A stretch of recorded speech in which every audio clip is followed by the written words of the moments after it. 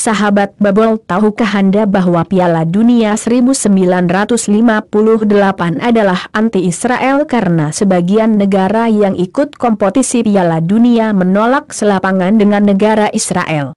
Sedangkan timnas Indonesia pada saat itu sempat menjadi macan Asia dan nyaris tampil di Piala Dunia 1958 sebelum gagal karena alasan politis.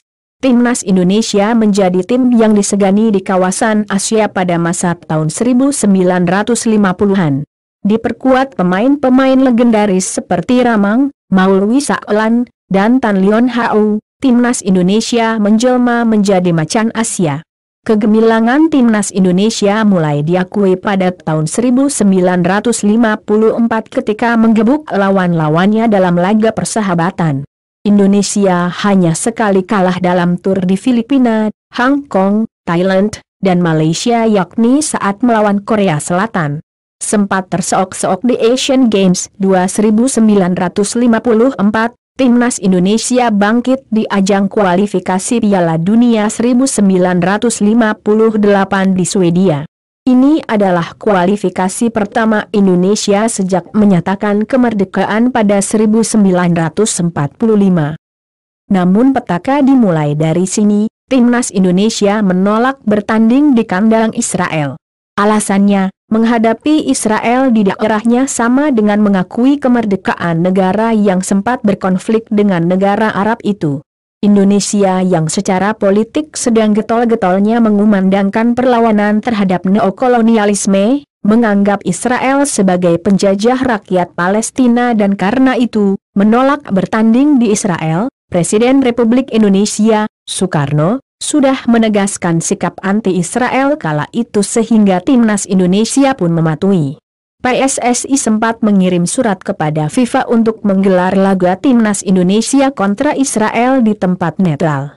Namun FIFA menolak permintaan tersebut. Walhasil, timnas Indonesia pun mundur dari putaran kedua kualifikasi Piala Dunia 1958. Langkah Indonesia menyusul Mesir dan Sudan yang lebih dulu mundur karena tidak mau melawan Israel. Yang lebih menarik, tim-tim yang diberi kesempatan menggantikan Indonesia pun menolak setelah mengetahui lawannya. Turki dan Belgia menyatakan keberatan untuk melawan Israel. Wales yang kala itu masih berstatus tim mediocre, menjadi tim yang akhirnya bersedia melawan Israel. Negara Britania Raya itu menang kandang dan tandang atas Israel dengan skor 2-0 sehingga mereka berhak lolos ke putaran final Piala Dunia 1958. Piala Dunia 1958 akhirnya dimenangi oleh Brasil setelah menang 5-2 atas Swedia pada babak final. Gelaran ini juga menjadi saksi lahirnya legenda sepak bola dunia dari negeri Samba, Pelé. Indonesia memutuskan untuk rehat sementara dari Piala Dunia karena situasi politik di dalam maupun luar negeri. Tim Garuda baru kembali bermain di kualifikasi Piala Dunia pada 1974. Passningar och Sverige inte vunnit närkamper utan det är att de har varit väldigt aggressiva och spelat väldigt tätt. Inlägg mot Pelé och han är tvåmålsskytt. Fotbollsvärlden har fått sig en ny gunstling. 5-2 Brasilien. Och matchen är också över i detta nu.